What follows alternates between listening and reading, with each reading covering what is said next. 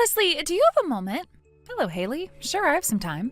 The birthday dress you showed me on your phone the other day, it was stunning. The color, the design, it all looked so luxurious. May is a very lucky girl to be able to wear such an amazing dress as that on her birthday. Thank you. Actually, it was a gift from my husband's parents. They went through a lot of trouble getting that dress for May, and we are so thankful for what they were able to do. You're going to have her wear it to school, right? When is that happening? We're planning to go this Sunday afternoon. Oh, that's lovely. Are you going to take commemorative photos as well? Yes, we are. My father-in-law happens to have a friend who owns a photo studio, so we're planning to take the photos there. Wow, that sounds amazing. So extravagant and thoughtful. Meanwhile, in our family, things aren't so rosy. My husband's family barely gets by with their low salaries, and my husband himself is on such a meager paycheck. For Miley's birthday, we didn't get a single thing to celebrate. Can you believe that? Not even a token gift. Oh, I see. I'm not really sure what to say to that in response. That's all you've got to say? I beg your pardon? I mean, come on. You know what I'm getting at, don't you? I'm sorry, Haley, but I'm not sure I do. Could you clarify? Oh, seriously, you are so dense sometimes. I'm really sorry if I'm missing something here. What I'm saying is, how about giving May's birthday dress to Miley? That would solve everything. Excuse me? What on earth are you talking about? Like I just mentioned, it's a gift from my husband's parents. It's not something I can just give away to someone else. Wow, stingy much? Your father-in-law is some kind of high-level company executive, isn't he? Surely he can afford to buy you another dress. Just ask him for another one. That's not the point here. This isn't about whether or not we can get another dress. It's about treasuring the thoughtfulness and the sentiment behind the gift they sent us. Oh, come on. If you're so focused on treasuring thoughtfulness, how about considering my heartfelt desire to give Miley a proper birthday celebration? I just want to make sure my daughter has something special to wear on her big day. Are you seriously going to dismiss that? Doesn't that seem a little contradictory to your values? If you're so set on making your daughter's birthday special, shouldn't you, as her mother, take responsibility and arrange something for her? Isn't that what being a parent is all about? That's exactly why I'm coming to you and asking for your help. All you need to do is say, sure, you can have it, and this whole thing is solved. Miley gets to have a proper birthday celebration, and we all go home happy. Why are you being so difficult about this? Just give me the dress already. I'm sorry, but no, I can't do that. Wow, you're seriously so stingy. Fine, if you won't give it to me, how about just letting Miley borrow it on Sunday morning? What? You said May is wearing it in the afternoon, right? That means it's free in the morning, doesn't it? No, it doesn't work like that. There's time needed for dressing her up and getting everything prepared. And besides, why should Miley get to wear it first? It's my daughter's dress, not hers. Oh, for heaven's sake. You're the one who's being stubborn and refusing to give it to me, so here I am trying to compromise. I'm not asking for the dress permanently anymore. I'm just asking to borrow it for a few hours in the morning. And since you're using it in the afternoon, there shouldn't be any problem. I'm even going out of my way to adjust the schedule for you. Honestly, you're the one being unreasonable right now. If you're so concerned about it, why don't you just rent a dress? There are plenty of rental shops where you can get a nice dress for around $100. What? Why would I waste my money on that? If I can just borrow May's dress, it won't cost me a single cent. Why would I go out of my way to spend money unnecessarily when there's a simple and cost-free solution right in front of me? Wait, are you seriously calling your own daughter's birthday celebration an unnecessary expense? That's just... I don't even know what to say to that. All right then, I'll come by to pick up the dress on Sunday morning. What? No, I never said I'd lend it to you. Stop being so selfish and acting like a child. By the way, I remember you're good at putting on dresses, aren't you? I'll bring Miley along so you can help her get dressed too. Absolutely not. I am not lending the dress, and I am certainly not helping with the dressing.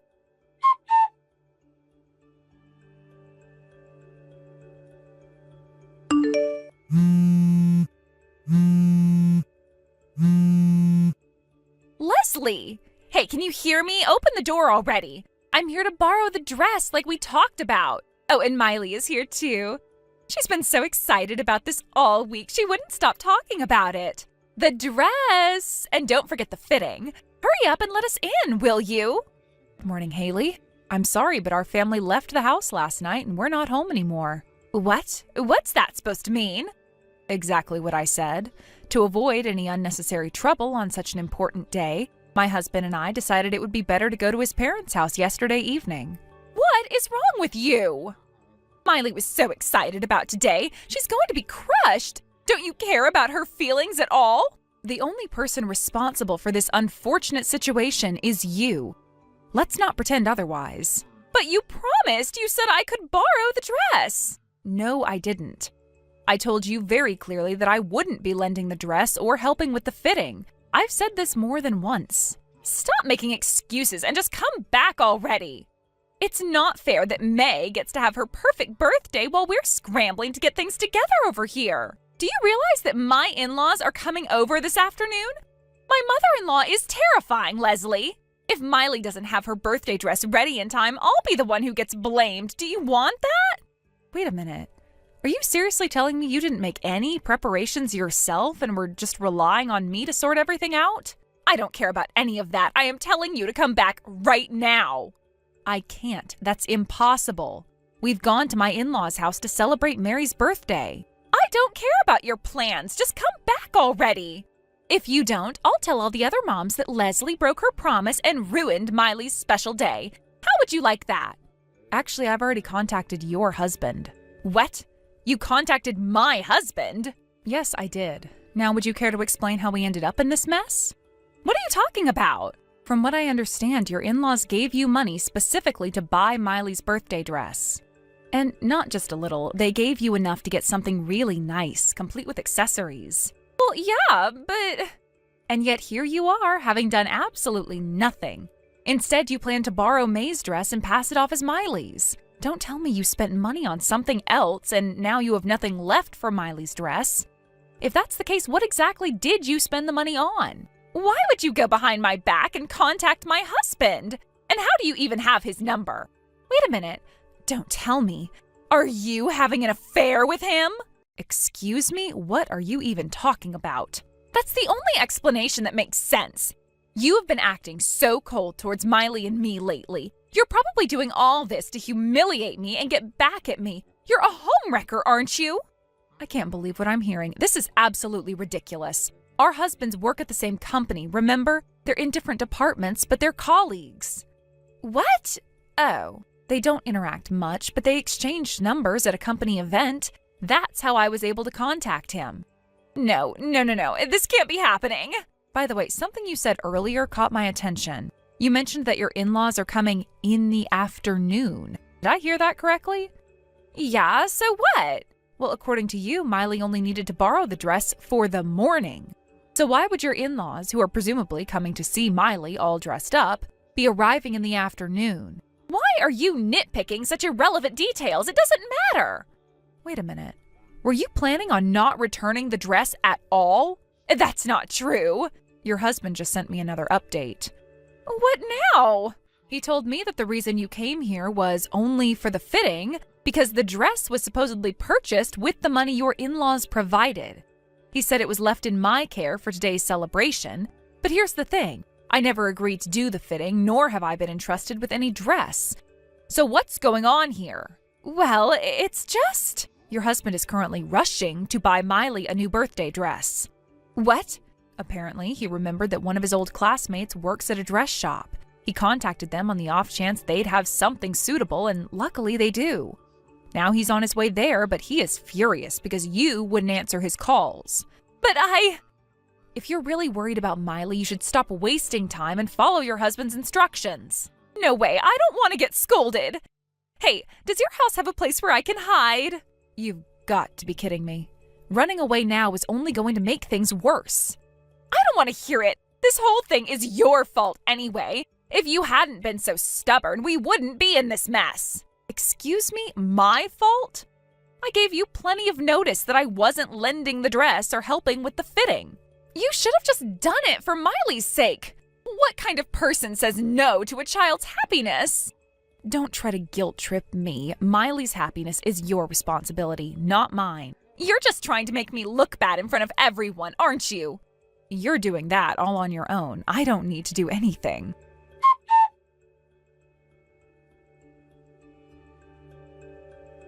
Haley was picked up by her husband, who rushed over to my house in his car. The urgency in his movements was apparent, but Haley seemed unbothered, almost calm, as if this situation wasn't anything out of the ordinary.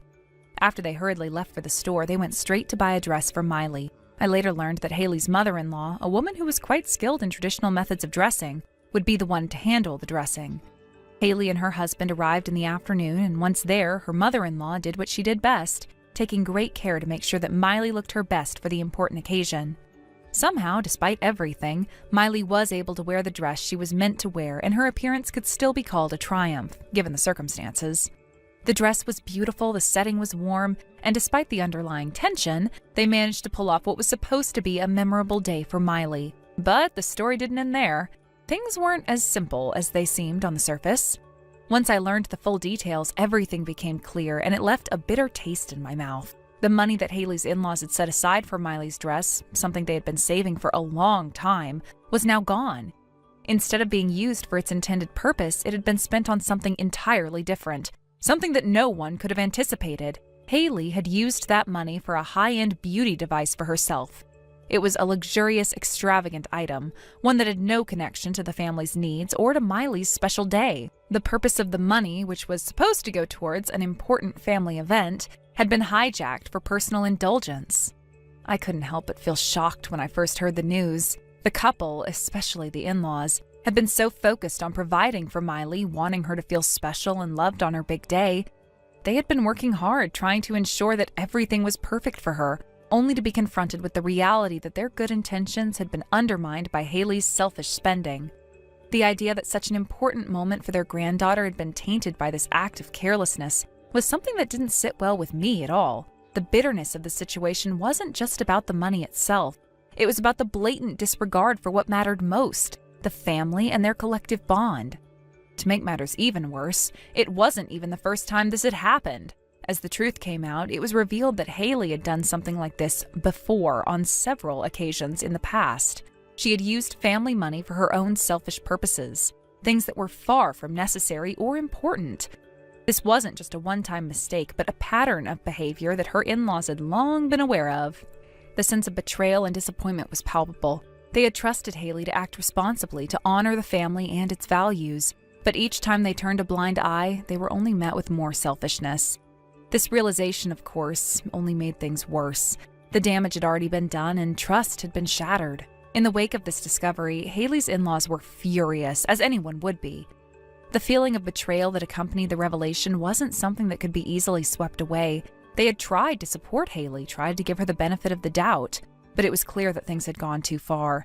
The consequences of Haley's actions were inevitable. Her in-laws decided that they would no longer allow her to manage the household finances. They were taking control, and not just of the money, but of the household itself. It wasn't just a simple matter of money anymore. It was about respect, responsibility, and trust. The decision was made quickly, and the change would be permanent. Haley's in-laws would move in with them. This wasn't just a temporary arrangement. This was a drastic shift in the household dynamics. It was a clear sign that the family had had enough.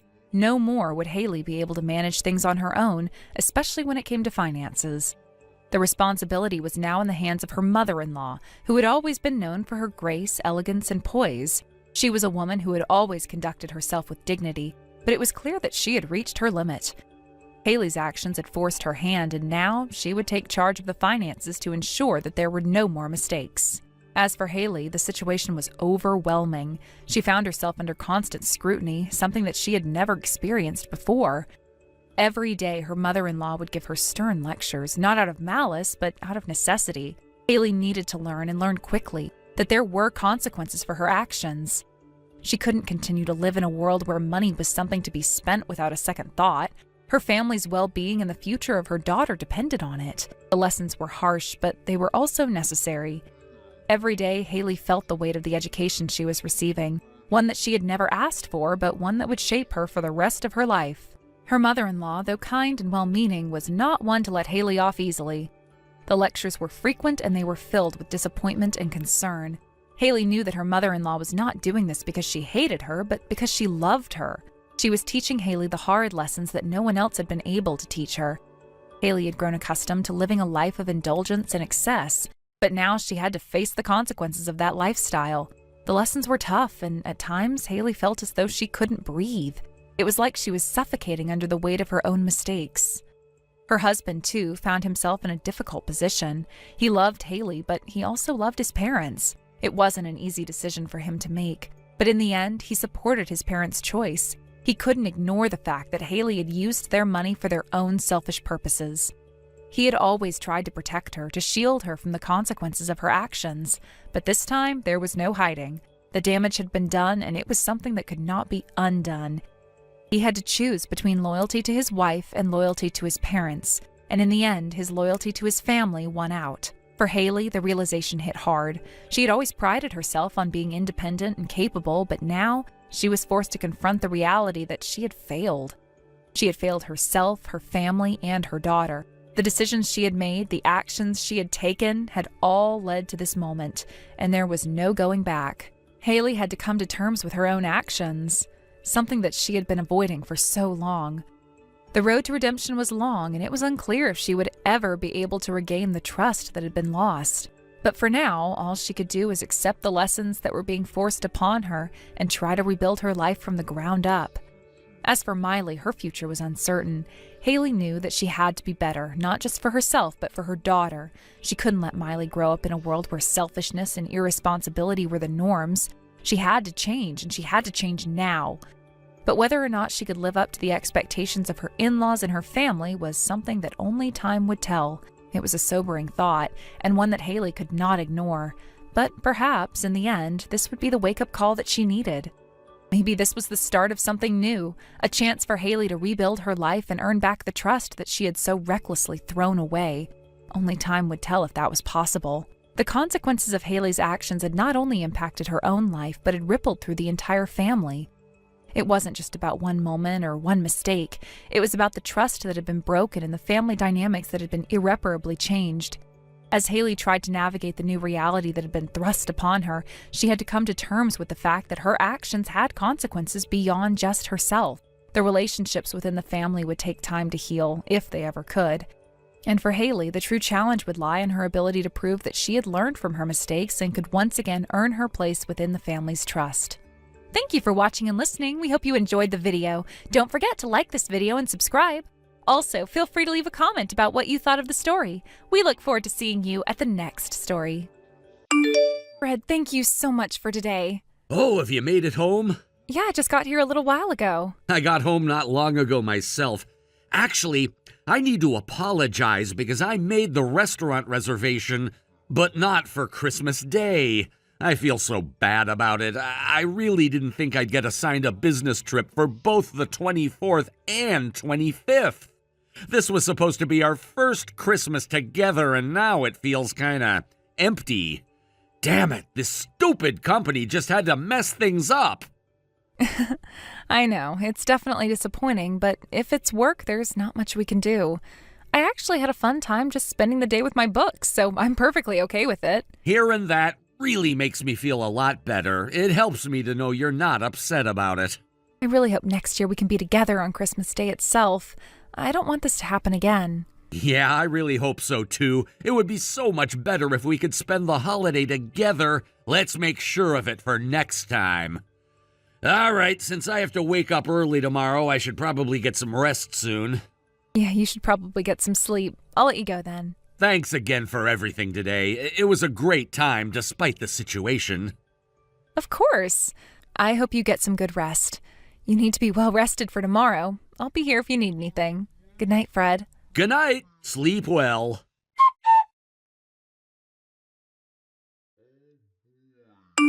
Jamie, Merry Christmas! Oh, hey. It's still 12 hours away, you know. I know. I couldn't wait to message you, especially since it's been almost half a month since we last talked. Sorry for the sudden message, though. No, it's totally fine. It's just a little unexpected, that's all. So how have you been? Have you been busy lately? Well, yeah, I've actually been really busy with work. My company started offering me some work I can do from home, which is great because I get to be at home with the kids. It's been keeping me pretty occupied, to be honest. Oh, that's great. Balancing work and raising a child must be really tough, but I'm sure you're doing just fine. You've always been good at handling everything, and you seem pretty excited, huh, Sam? I can tell you're in a good mood. Well, of course, it's our first Christmas since getting married, so I'm pretty pumped. I'm actually in the middle of making some Christmas cookies right now. I just got done with baking the sponge cake, too, so if things are moving along, I'm really enjoying it. Speaking of which, isn't January 1st your first wedding anniversary? That's coming up so soon, huh? Exactly. That's another reason I'm so excited. We had to postpone our wedding because I got pregnant and my belly got too big, but I feel really lucky that we were able to line up our marriage registration with the start of the new year. It feels special, you know? How's Grace doing? She's growing up so fast. It feels like she's getting bigger by the day. Speaking of which, didn't you mention that you started dating someone you met at that mixer last month? What are you doing for Christmas? That's actually a bit of a downer. He got called away for a business trip, so we won't be spending Christmas together after all. Oh no! Oh, that's really disappointing. I'm sorry to hear that. I know you were looking forward to it. Yeah, it's really a bummer. But on the bright side, we actually went out for a nice dinner together last night. We went to this restaurant with a beautiful view of the city lights and had a nice French meal. That sounds nice, at least. I'm glad you got to spend some time together.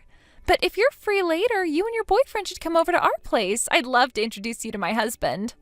Oh, right. I don't actually know what your husband looks like. Oh, right. I've never actually shown you a picture of him. He's not the best at pictures, though. When he knows he's been photographed, he gets all stiff and tries too hard to look good. He's a little awkward about it, but that's just him. That sounds so like him. But actually, I just took a really cute photo of the two of us in front of the Christmas tree, so I'll send it to you now. Wait, really? You're just sending it like that? Well, I just want to brag a little. Okay, go ahead. I want to see him. Here's my husband. Wait, this guy? Yeah, his name's Fred. I see. So this is him. What? Is there something wrong with Fred? Why do you sound so surprised? Oh, no, it's not that. I'm sorry, I just wasn't expecting that. It's just that, well, there's something I need to tell you in person. Could we meet right now? I really don't want to talk about it over message. Huh? Oh, well, sure, but why? What's going on? I can't really explain it through messages. It's not something that's easy to explain in a text. It's a little more complicated, but it's really important. I really need to talk to you about it face to face. You sound serious. What's going on? Should I be worried? It's just something I need to clear up with you. I don't want to take up too much of your time, but I really need to see you.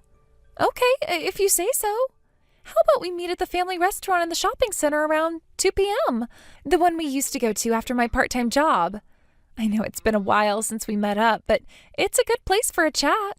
That works for me. I'll see you there.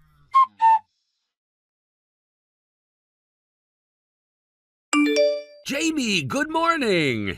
Actually, I finished work earlier than expected. I believe you didn't have any plans today, right? I thought maybe we could have lunch together. If it's convenient for you, we could even spend the evening together. What do you think? Good morning, Fred. Oh, so you finished your business trip early?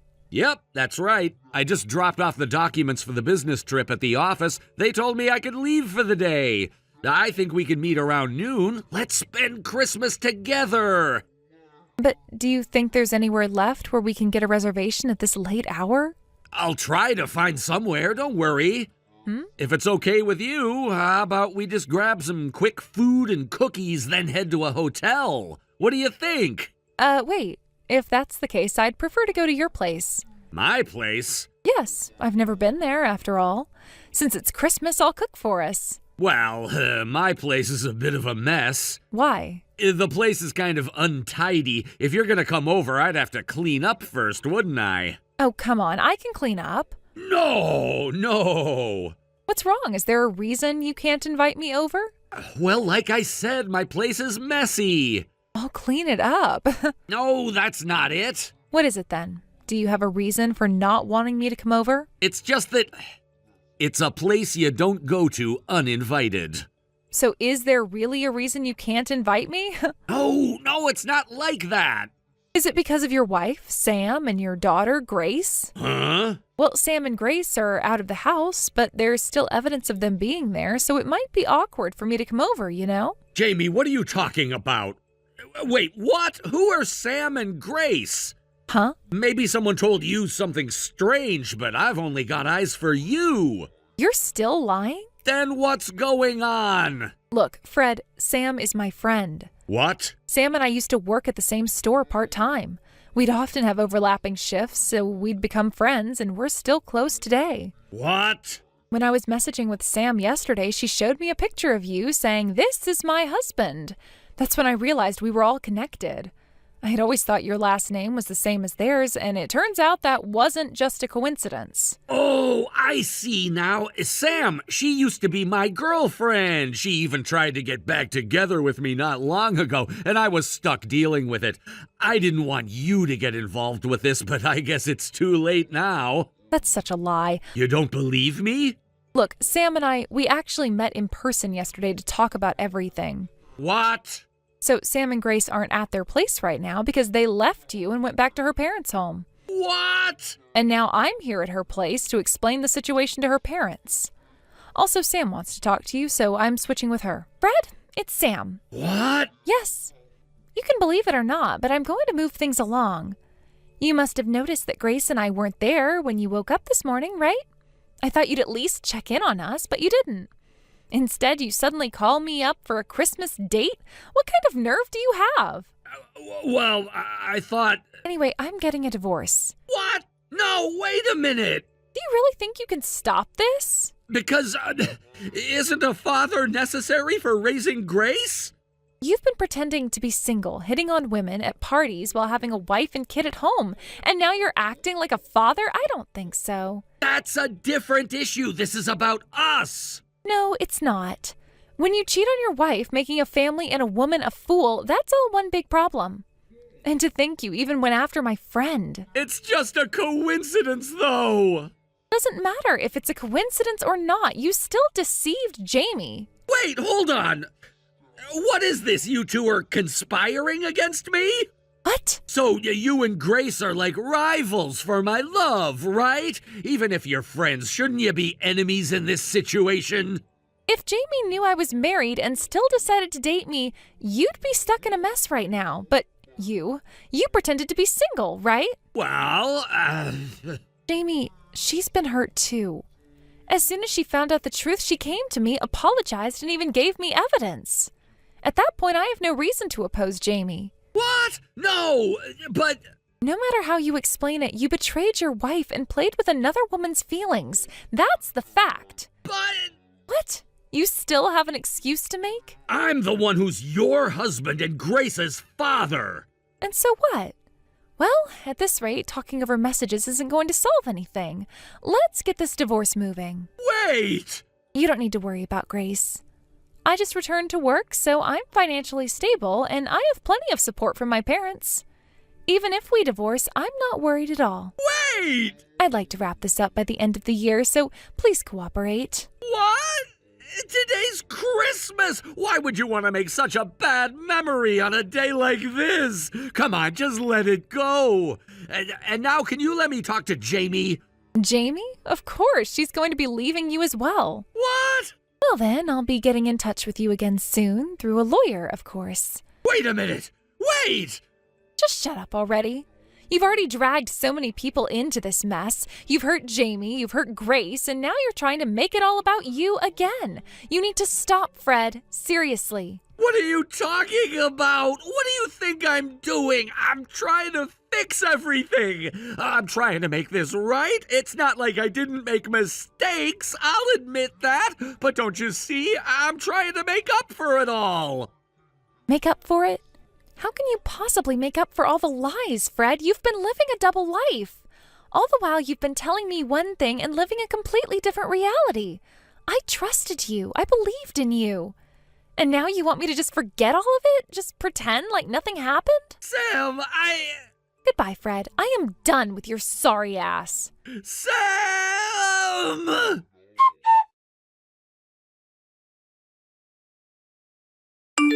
After that, I ended things with Fred without ever facing him again. Fortunately, I hadn't shared the location of my home with him. My focus had been entirely on job hunting, and so I didn't have to worry about any kind of stalking or unwanted attention from him. I had made sure to keep my personal information private, particularly the place where I was living. This was something I had learned the hard way over the years, keeping certain boundaries in place to ensure my safety and peace of mind. With everything that had happened, it was important to have that distance, not just physically, but emotionally as well.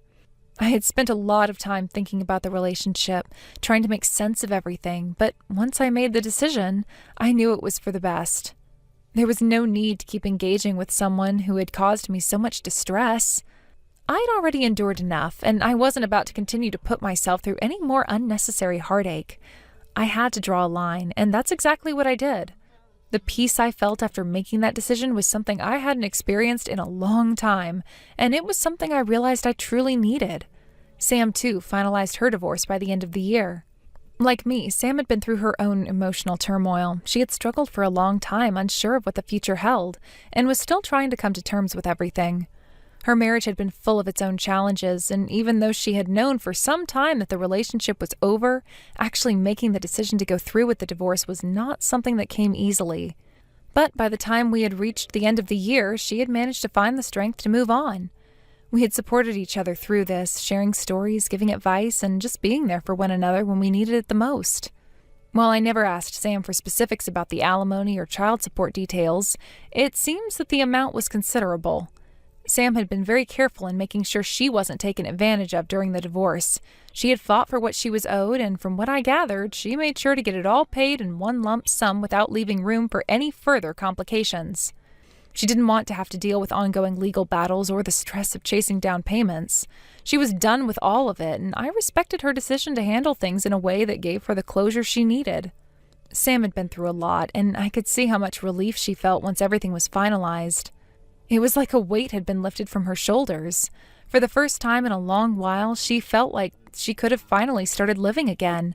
Without the shadow of her past hanging over her, it was a liberating feeling, one that I was starting to understand myself. As for Fred, it seems that somehow the details of what had happened between us were leaked to his workplace. It was strange how quickly information like that could spread, especially when it was something so personal. Given his line of work, where maintaining the company's reputation was critical, it seemed that the matter was now a potential issue of trust. Word had somehow gotten out about the circumstances of his personal life, and it appeared that it was starting to affect his professional reputation. As a result, it seemed that he was subtly encouraged to resign. I'm not sure if he had been outright told to leave, but it was clear that the company didn't want to risk its reputation by keeping someone who had become a liability. In some ways, I felt that Fred had brought this upon himself. He had been dishonest and reckless, and now he was facing the consequences of his actions. It was hard for me to feel any sympathy for him after everything that had happened. The lies, the betrayal, the way he had treated me, it had all left deep scars. Part of me was glad to see him facing some form of retribution, even if it wasn't as severe as what he truly deserved. But at the same time, another part of me couldn't help but wonder if things could have been different. Could he have been a better person? Could he have changed? The questions lingered in my mind, but I quickly pushed them away. I realized that dwelling on them wouldn't change anything. What mattered now was how I chose to move forward, not how Fred was dealing with the fallout of his own choices. So, all things considered, this turned out to be a miserable Christmas for both Sam and me. Not only had we both been through such personal upheaval, but the timing also made it feel like an extra burden. The holiday season, which is supposed to be about joy and togetherness, only seemed to highlight how much we had lost and how uncertain everything felt. Christmas, for me at least, was a time of reflection, of looking back on the year and wondering where things had gone wrong, where we had failed and what we could have done differently. But in the end, it didn't matter. Christmas was, at best, a reminder of the pain we were each going through, and at worst, it felt like an extension of the emotional chaos we were already dealing with.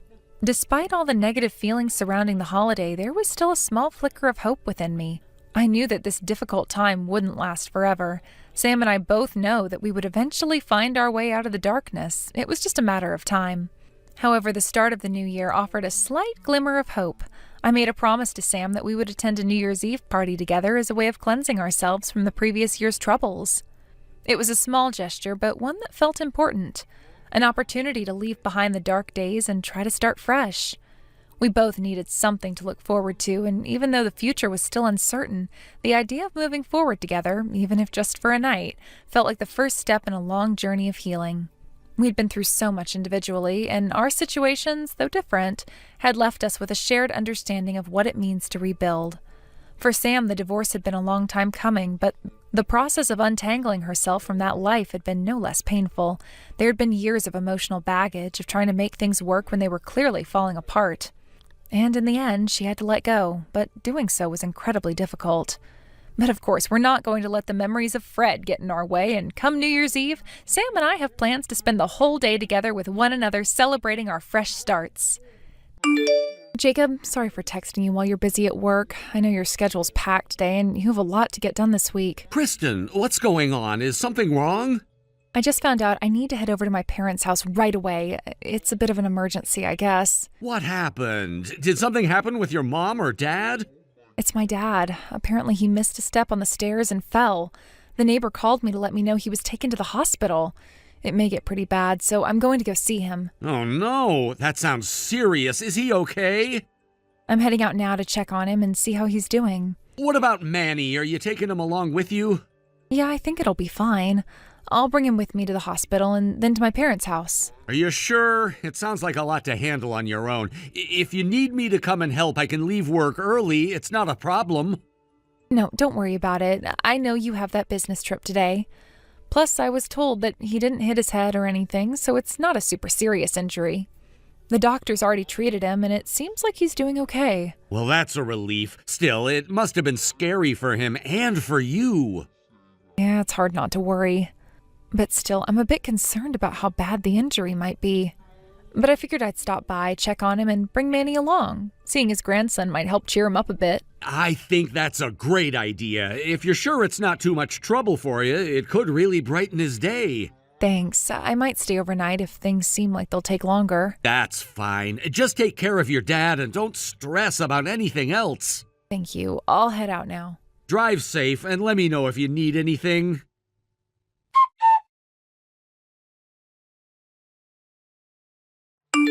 Kristen, how is everything over there? I'm sorry for making you worry. My father, he sprained his ankle. It's not that serious, but it still hurts when he walks. For now, I think I'll stay here for a few more days, just to keep an eye on him. Oh, I see. Your dad sprained his ankle, huh? Yes, that's right. Since my mom passed away, living alone during times like this really becomes an inconvenience, doesn't it? Well, when I rang the doorbell, Manny came running to greet me all hyped up, carrying him on his shoulders, looking all excited. What? With the way he was acting, you could probably come back home now, don't you think? Jacob, what are you talking about? No, really, that's the line I should be saying here. Apparently you and your secret man were planning to go on a trip alone together, just the two of you or something like that? And you plan to have your father watch Manny for you while you're away? Wait, hold on. Are you really at my parents' house right now? Well, yeah. What about your business trip then? How could you possibly lie about something like that? I can't believe you're the one saying that to me. By the way, the business trip is real. Things wrapped up a lot sooner than I thought. When I realized that your parents' house is just a 30-minute drive away from my work trip location, I decided to tell my boss about the situation and asked for permission to go off on my own while still being on the trip. And now here we are. By the way, where exactly are you right now? I'm with a friend. A friend?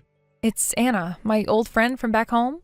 You met her at the wedding and you exchanged greetings with her, right? Oh, that person, right. So why did you make up such a complicated story? Well, actually, I came on a trip with Anna. When you're busy on your business trip, it's been hard for me to admit that I'm just here having fun. Using your father's injury as an excuse like that just makes me even more worried, though. I'm sorry, I didn't mean to do that. So who are you really with, then? Huh? I'm telling you, it's Anna. Really? If you're going to lie, can you at least be a little more careful with the names you use? But it's true. I know I lied about going on a trip, and that was wrong, but this part is the truth. Anna isn't with you, though. How can you say that with such confidence? Because I know for sure that's why. Huh? What do you mean by that? What is this? It's a photo that Anna sent me as proof. This man, he's Anna's husband, Kevin, right? And this is the waiting room at the station where you two were planning to go on your affair trip, isn't it? Wait, hold on a second. How is it that you're even in contact with Anna? Well, remember the home number you gave me before? I called that one. But wait, you're supposed to be on a business trip. I wasn't gonna leave the house empty, so before I left, I stopped by and set up call forwarding from the home phone to my cell phone. Wait, hold on. You can really do that? Well, I did it, so it must be possible, right? And since Anna knew that you and your man were off on an affair trip, she probably figured I'd be the one answering the phone when she called. So she let me know everything that's been going on. No way. Anna wouldn't do something like that. Well, when I asked, I found out Anna had actually come back to her parents' place. It's just 5 minutes from your parents' house, so she came over, and I heard everything from her. No, that can't be true. And by the way, I already changed the locks at our place, so you won't be able to get inside anymore. Huh? You changed the locks while you were on a business trip? That means your whole business trip story must have been a lie, right? Did you forget who the landlord is? Wait. Oh. Yeah, that's right. It's my grandfather. When I explained the situation to him over the phone, he was kind enough to change the locks for me, using his authority as the landlord. No way. So where am I supposed to go now? Your dad needs to hurry up and come back here and apologize to me and Manny. Huh? Well, even if he apologizes, the divorce is already a done deal. Divorce? Why are you so surprised now? You should have seen this coming the moment you decided to cheat. When an affair is discovered, this is what happens. Your spouse finds out and they confront you about it. And of course, it doesn't stop there. You'll be hit with alimony payments, and if you have kids, there's child support as well. As I mentioned, divorce is almost inevitable at this point. No, divorce? I didn't think this would happen. And if the person you cheated with is married, then their spouse can also file for alimony. No, Anna is so kind. She would never do something like that. She's been my best friend for so long. I won't let you scare me with your threats. Well, I spoke with a lawyer and they're preparing to take action. What?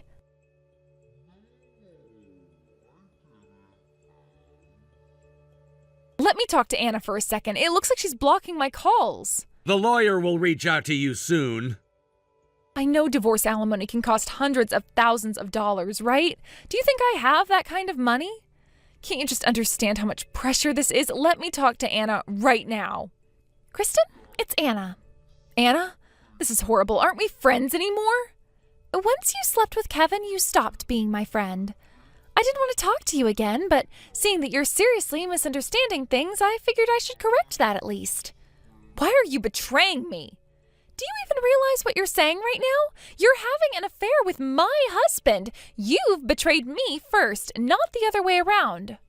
But we've been such close friends, practically like sisters since we were kids. How could you do this to me? So, does that mean you think it's okay to steal my husband from me? Is that what you think? I thought you would understand. I thought you would forgive me. I was hoping you'd see that it's true love and you'd be okay with it. You must be living in some fantasy world. Even friends have boundaries, and you've crossed them without a second thought. This is not something I'll just let slide. How could you do this to me? What kind of person are you to take my husband from me like this? What about you, though? Taking pictures of Kevin and following him around? Does that make you feel better about what you've done? Aren't you ashamed of yourself stalking my husband like this? What's wrong with gathering evidence when I know my husband is having an affair? Do you think I'm supposed to just sit here and let you get away with it? You're right. I don't want to be with Kevin anymore, but I need proof before I make any decisions. The fact that you're accusing me of stalking just proves how little you care about what's really happening. You need to open your eyes, Kristen. Maybe it's because you're so bitter and unattractive that Kevin's lost interest in you. He's just not into you anymore, and that's why he's turned me. How could you say something so cruel? I'm not charming, but I'm not going to apologize for it. What about you? You're the one who betrayed your marriage first, and now you're trying to make yourself the victim in all this? Do you even realize how selfish you sound? But if you were so interested in someone else, you should have divorced first, don't you think? If you were truly serious about being with Kevin, you should have cleaned up your own mess before you started with him. I would have been hurt, yes, but at least I would have understood. But no, you and Kevin didn't bother to end things properly because you started your affair and now you're being blamed for it. You can't just skip over the responsibility that comes with that. It's just a matter of order, that's all. Just like when someone ends up pregnant before marriage, it's just one of those things that happens sometimes, like getting married too soon. So why does it matter? No, it's not the same. Being pregnant out of wedlock is controversial, sure, but at least those people are taking responsibility. An affair, on the other hand, is illegal. It's a violation of trust and it's morally wrong. That's what you're doing. Illegal? Are you serious? Yes, I'm serious. Affairs are against the law. There are consequences. You should look it up yourself. You're just making this up. It's not made up. You can check on your smartphone. There are tons of resources about legal consequences of affairs. You'll see that it's not just a moral issue, it's a legal one. No, that's not true. Kevin and I are in love. This is real love, and it's not an affair. How could you say something like that? If you really believe that, why didn't you just divorce Jacob first? Why didn't you handle things properly before you started an affair with Kevin? If you cared about him the way you say you do, you would have respected his relationship with me and dealt with your marriage first. We couldn't wait. We just couldn't wait any longer for our hearts to align. It wasn't something we could control. Our hearts were just in sync and everything else didn't matter. So you're telling me that you couldn't use your brain and waited until everything was settled first? You let your instincts take over and acted without thinking? That's not love, that's selfishness. You didn't care about anyone but yourselves. That's so mean. I'm not trying to be cruel, but I'm just telling you the truth. You chose your instincts over your responsibilities, and that's what you did. You and Kevin need to face the consequences of your actions. You can't just blame everyone else when you've crossed so many lines. But you, Kristen, you still can't seem to admit what you've done is wrong. You're in complete denial about the damage you've caused. No matter how much you try to justify it, this affair was wrong. No, it's not. This isn't an affair. We're in love, and you need to understand that. Well, let me explain it to you in terms you can understand. When you're married and you're involved with someone else, that is what's called adultery. It's a violation of the vows you took. Now, Jacob and we both have the right to ask for alimony from you and Kevin. That's the legal process. Wait, no, that's not fair. You can't just do that to us. Yes, I can, because this is the consequence of what you've done. You don't get to break the rules and then cry when there are consequences. You have to take responsibility for your actions, Kristen. So, are you done now? I think this pointless argument has gone on long enough. You're not going to change my mind, and I don't think I can change yours. Anna! Kristen, it's Jacob now. Can you hear me out for a minute? What is it? Anna's right. Everything she's said, it's exactly what I've been trying to tell you. She's said everything I wanted to say, and I'm glad she did. It's a shame that you still don't understand. Jacob, I thought you would understand me. You've always been there for me. Why can't you see things from my perspective? No, I don't understand, and I'm not going to. It's a mystery how someone who's involved in an affair can act so clueless. Do you even realize the mess you've created? Jacob! Look, I don't think someone like you who's completely lost touch with reality should be raising Manny. I'm taking Manny, and I'm gonna raise him properly.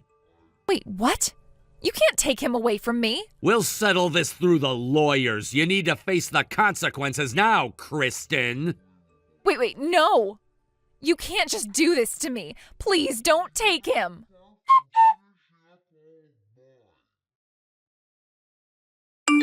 Before long, both Anna and I got divorced. Kristen, despite her numerous objections and resistance, eventually had no choice but to agree to the divorce. Her father, my father-in-law, had become extremely angry, and with a forceful punch, he made Kristen cry and reluctantly agree to the separation. It was a moment that was both heartbreaking and overwhelming, as Kristen was left no room to negotiate or refuse anymore. The emotional weight of it all seemed to hit her in that instant, and her defiance crumbled under the pressure of her father's wrath. As for the custody of our son, after much discussion and persuasion from my father-in-law, the decision was made and I was granted full custody. It was a decision that, in the end, seemed right for both the child and me. My father-in-law, who had a certain influence over Kristen due to their past history, had made sure to sway the decision in my favor, despite Kristen's emotional protests. I did not feel victorious in that moment, but rather relieved, as I knew that Manny would be in a safer, more stable environment. Kristen's chaotic lifestyle was not conducive to raising a child, and that fact was something I could not ignore. However, the aftermath of this divorce was not an easy one for Kristen. After the separation, she and her affair partner found themselves in an increasingly dire financial situation. The alimony and child support payments, which amounted to more than $100,000 combined, caused their household to plunge into financial turmoil. Kristen, who had already been living on the edge with her reckless behavior, was now forced to face the consequences of her actions. The financial burden of these payments drained her resources and added a layer of stress that only compounded the emotional turmoil she had been dealing with since the divorce. Incredibly, the relationship between Kristen and her affair partner did not last long after the financial pressures hit.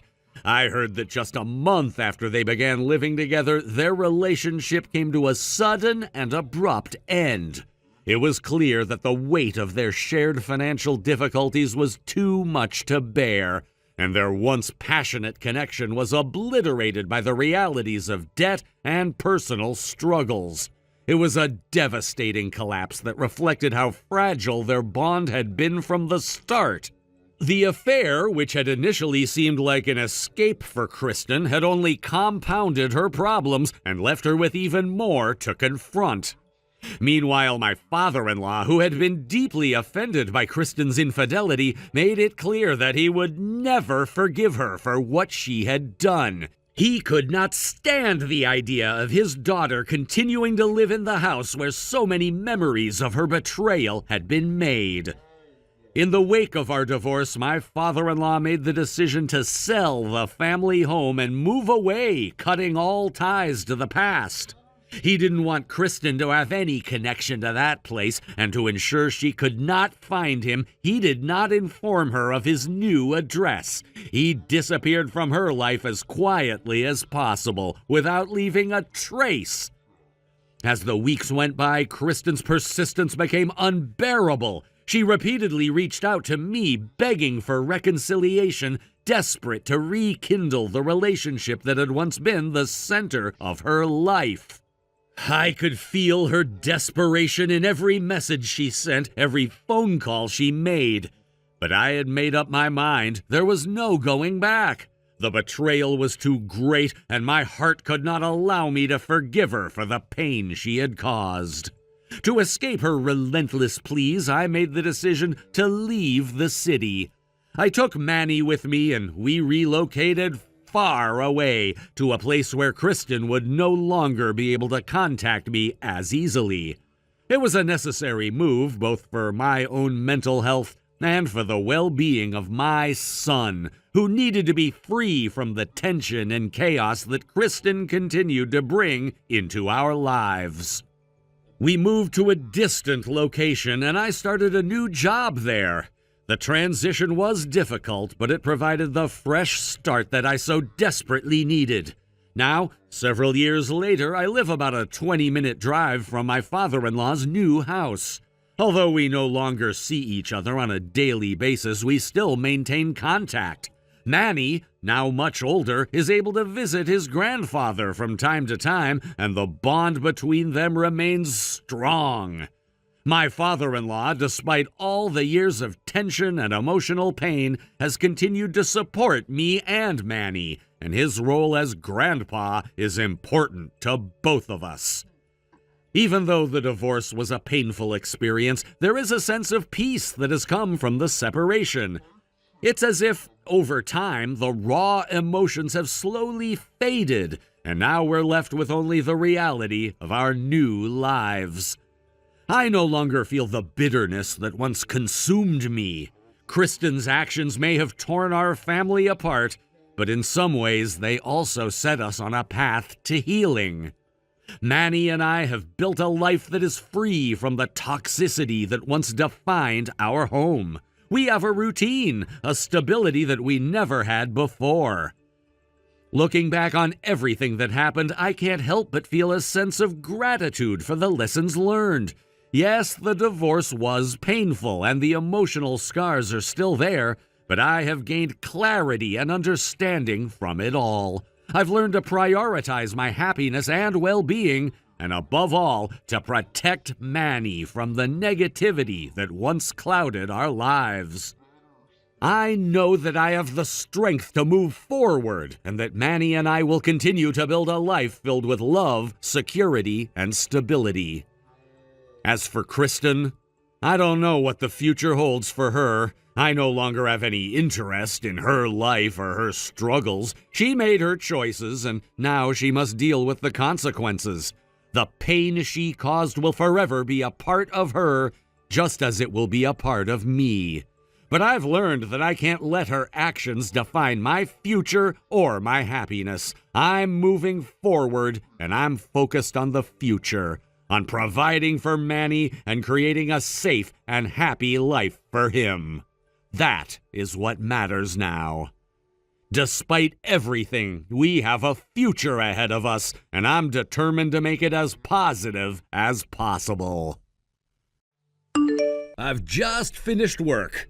Chuck, good job today. You're having dinner at home, right? Yeah, I wasn't invited out for drinks today, so I'll head straight home. Okay. Oh, by the way, there's something I need you to do for me. What's up? Have you ever talked to my boss's kids? They go to the same kindergarten as Bri. Yeah. Bree's in a different class, so I haven't really talked to the moms. But I know that the section chief's younger son is in the tulip class, and the assistant manager's daughter is in the dandelion class, right? That's right. So, you know how there's going to be a school play at the kindergarten, right? Yeah, I know about that. Well, I've already agreed to have you make the costumes for their kids who are in the play. Huh? The section chief's son is playing the role of Lincoln, and the assistant manager's daughter is playing a general. Both are major roles, so apparently the costumes are quite complicated and require a lot of work. Hold on a second. Huh? Bree might not be the lead, but she's playing a soldier of the South, and I'm already working on her costume. Adding 2 more costumes for the lead roles, there's clearly not enough time. It's just impossible, no matter how you look at it. No, that's not true. You went to a sewing school, didn't ya? Stop acting like you're hesitating. Making costumes for a kindergarten play should be a piece of cake for ya. I'm telling you, it's not going to be a piece of cake. That's why I'm saying it's impossible. And what's with deciding this without even consulting me? I'm running a sewing business here, you know. Technically, I should be charging for this service. Come on, don't be like that. The payment is a priceless increase in my reputation from my boss. What? If we get this right, there's no doubt that my stock will rise. As a professional in sewing, I'm counting on you to do this right without cutting any corners. No way. Huh? Why should I have to do this? Usually it's the parents who make the costumes for their own kids. Unless there's some special reason, I wouldn't take on this kind of task. What are you talking about? You made the costumes for Sammy at your sister's place, didn't you, a couple of years ago? That's exactly the special reason I'm talking about. It was when my sister broke her arm and my brother-in-law was on a long overseas business trip. That's why I had no choice but to take it on. So this time it's pretty much the same, right? Apparently the section chief's wife and the assistant manager's wife aren't very good at sewing. And recently they've been saying things like, "This is so difficult, what should I do?" And? Huh? I'm pretty sure that for costumes that are difficult to make, it was fine to just modify ready-made clothes, and the kindergarten didn't require everything to be handmade. No, the reality is they're stuck and don't know what to do. That basically means they can't sew, right? In that case, it's just like when my sister couldn't make the costumes because of her broken arm. What are you even saying? That's totally different. My sister isn't good at sewing, but she managed to do some on her own, even with a broken arm. But the wives of your bosses aren't in some situation where they can't even start making the costumes, right? Exactly, the fact that they can't sew is the situation I'm talking about. Are you even listening to me? Did you seriously decide to just dump this on me without even asking? Just because I'm your wife and we're both moms at the same kindergarten, it's honestly not okay for you to just throw this at someone you've never even talked to before. Hey, what's with that attitude?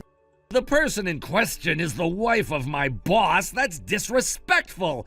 Think about your position before you say anything. I'm just sharing my thoughts from a mother's perspective. I have a position at the company too. Once I take something on, it's only right to see it through to the end as a matter of integrity. Then why don't you just do it yourself? What? You're the one who agreed to this, not me. In that case, I won't be coming home tonight.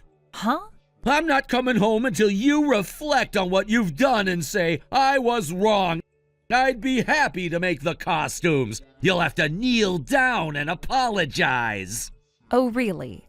Then I don't have to prepare dinner for you tonight. What? I'm busy right now taking care of Bree until she falls asleep, so you can just take care of your own dinner tonight. Honestly, I'll give you some time to cool off and think about what you've done. I can't believe this. I work hard every day, and now I'm being asked to take on someone else's responsibilities because of some random request that wasn't even discussed with me? I am tired, Chuck. I just want to rest and not have to deal with something so ridiculous. And on top of that, you're telling me it's for your reputation at work? I didn't sign up for this. This isn't part of the deal. Chuck, you always think everything can be solved by just doing it, but I am not just some puppet who can be controlled. I have my own work, my own time, and my own responsibilities.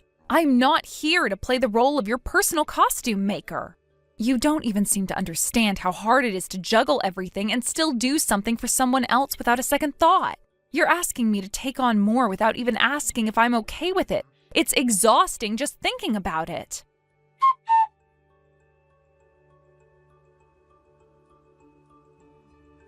Hey, have you had enough time to reflect on your actions yet? What are you talking about? I figured Bri must have gone to bed by now, so I thought you would have had time to sit down and really think about what's been going on. After all, you had some time while things were quiet, right? If this is about the costumes, I've already made it clear. I'm not making them. You're still going on about that? Well, yes, because it's already been decided. I am not going to make them. Decided? Yes. And after everything that happened, I went ahead and consulted with the kindergarten teachers. They took care of informing your superiors about the change. Wait, what? I spoke with the wives of your superiors, and after discussing things with them, we decided that it's better if I don't take on making the costumes. What is this? Why are you making decisions on your own without even discussing it with me? Before you go blaming me, I think you should have actually listened to what your superiors had to say before making up your mind about everything. Huh? It turns out the wives of your superiors weren't saying it was too hard to do. When they mentioned how challenging it was, they were actually saying it's difficult, but it's a challenge they were willing to take on. They were just figuring out how to approach it. What? Apparently, while the two wives were chatting over tea, they discussed the costumes. When your boss and the other manager were talking about it on their way home, you interrupted them without realizing they had already been discussing the issue.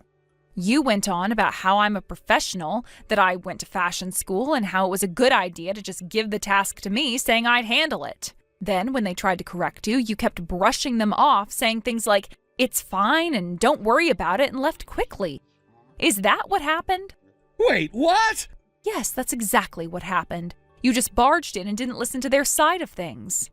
When they realized you had misunderstood the situation, they tried to explain it to you, but you just kept interrupting and reassuring them that it would be fine. You didn't even give them a chance to correct you before leaving. Oh, really? Yes, and here's the kicker. They actually planned to contact me themselves about it because they felt they needed to clarify things. But then the kindergarten called me because they heard I wanted to discuss it, so we got in touch. Are you serious? Yes, they were already planning to reach out to me. And then, since they had heard I wanted to talk to them, I ended up calling them. I had to apologize on behalf of my husband for him jumping the gun and not understanding the situation properly. I told your superiors I was sorry for the confusion. Wait, what? Yes, and not only did I apologize on your behalf, but they also apologized to me, saying they were sorry they couldn't stop you from rushing into things. Wait, they apologized to you? Yes, they did. And on top of that, they said something else. They mentioned that you have a tendency to act impulsively without listening to the people around you, and that it's becoming a problem. Apparently, you've been reprimanded for it before. They even expressed concern that your impulsive behavior could lead to you making a major mistake at work. They're genuinely worried about the impact it could have on your career. Are you serious? Yes, I had no idea either. I never realized that your tendency to act without thinking was causing such a big issue at work. I honestly feel bad for you, but at the same time, this needs to be addressed before it gets out of hand. You need to start paying attention to how you approach things, or it's going to continue causing problems. I didn't mean for it to get this bad. I know you didn't mean for things to get out of hand, but unfortunately, that's exactly why it's so problematic. When you act impulsively, it often makes the situation worse, even when that's the last thing you intend to do. I don't think it's that bad. But it is that bad. Look at what just happened with this whole costume debacle. You misinterpreted everything, acting on your own assumptions, and caused a big mess without taking the time to listen or consider anyone else's perspective. Oh, I see. And what's worse is that you wasted everyone's time, including mine. We could have avoided all of this if you had just communicated with the right people and listened to their input. But instead, you pushed ahead without thinking it through. I didn't mean to waste anyone's time. I know, but that's the consequence of acting on impulse. Now you've put us all in an awkward position, and we're going to have to undo the mess you've created. So what should I do now? Well, first things first, you need to apologize to both your boss and the other manager tomorrow. They need to hear it from you that you realize your mistake and that you understand the consequences of rushing into things like this. And after that? You also need to take a hard look at how you act in the future. You can't keep rushing into situations without considering what others are thinking. You've got to stop acting impulsively, or else you're going to keep sabotaging your own success. So, I have to apologize for everything? Yes, and don't just say a quick sorry and move on. You need to really explain to them that you understand the problem and that you're committed to doing better. If you don't show them that you've learned from this, nothing will change. I see. I really messed up, didn't I? Yes, you did, but that doesn't mean you can't fix it. You just need to stop acting impulsively and learn to think before you act. If you do that, you can avoid making this kind of mistake again. Okay, I understand now. I'll make sure to apologize properly tomorrow. I don't want this to happen again. Good. Well, I'm glad you understand. Now you really need to make sure you work on this behavior. Otherwise, it's going to keep causing issues for you and everyone else around you.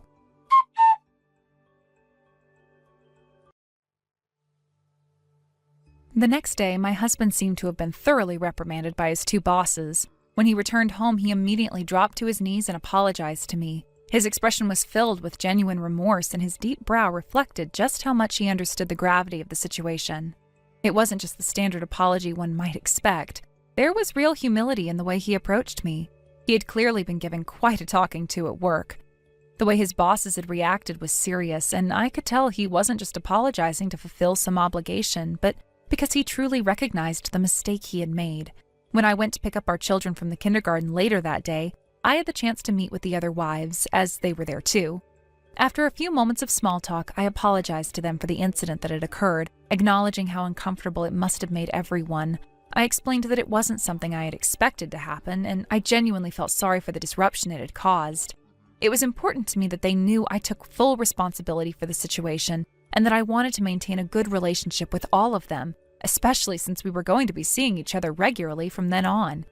It wasn't just about being polite, it was about ensuring that any tension or awkwardness was addressed, so everyone could move forward. The whole incident actually turned out to be a turning point for me. While the situation had started out as uncomfortable, it ended up bringing the wives closer together. It became a kind of bridge that allowed me to interact with them more, and before long, I had formed a friendship with both of them. They were both very approachable and warm-hearted women, which made the transition from awkward strangers to genuine friends much easier. There was absolutely no sense of distance between us, no feeling that I was only being included because I was the wife of their husband's subordinate. They treated me like an equal from the very start, and I greatly appreciated that. We started spending more time together, chatting about everything from family matters to personal interests. It was nice to be able to socialize with them without any underlying tension or discomfort. One of the women, the wife of the section chief, was particularly easy to talk to.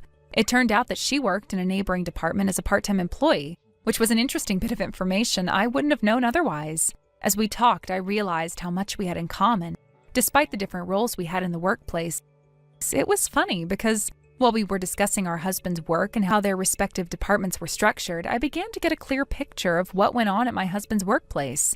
Thanks to our new friendship, I found myself learning more and more about the environment he worked in, and even the things he didn't share with me at home became clear. The more we spent time together, the more I realized how much I appreciated their honesty and openness. I wasn't expecting them to divulge confidential details or insider information, but the little glimpses into their lives and the workplace dynamics helped me understand my husband's challenges a bit more. It also made me more aware of the pressure he was under and how some of his behaviors, while not excusable, were perhaps a result of that stress. As for the section chief's wife, she was always so positive and kind.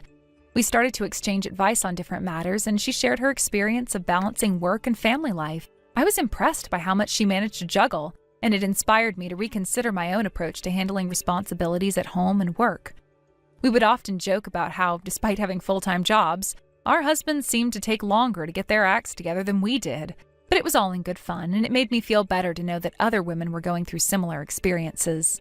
Thanks to these interactions, I ended up learning quite a bit about my husband's work life. I found out about the small yet significant challenges he was facing daily, things that had been hidden from me before. Of course, I didn't directly ask for these details, but little by little the information came to me. I could see how it affected him, and it helped me understand his behavior better, especially in terms of how he reacted to stress. This new understanding also led to a deeper conversation between my husband and me. It wasn't long before we had what I'd call a couples reflection meeting, where we took time to discuss the issues that had arisen and to reflect on what we could both do better. I think my husband found it to be a useful exercise, as it gave him the chance to evaluate where he had gone wrong and to think about how he could improve. During our conversation, he admitted that he had neglected to prioritize certain things at work, which led to the tension that had spilled over into our personal lives. He was grateful for the opportunity to discuss these things openly and for me to not judge him too harshly. It was a positive step in our relationship, allowing both of us to see the other's perspective. Since then, my husband has taken steps to improve himself professionally. He's made a concerted effort to focus more on his work and has been achieving much better results. I've noticed a change in him. He seems more focused and driven, and he no longer lets minor issues distract him as easily. He has begun to take more initiative at his projects, and I can tell that his bosses have already noticed the shift in his attitude. It's not that everything is perfect now, but there's been a noticeable improvement, and I'm proud of the progress he's made. Thank you for watching and listening. We hope you enjoyed the video. Don't forget to like this video and subscribe. Also, feel free to leave a comment about what you thought of the story. We look forward to seeing you at the next story.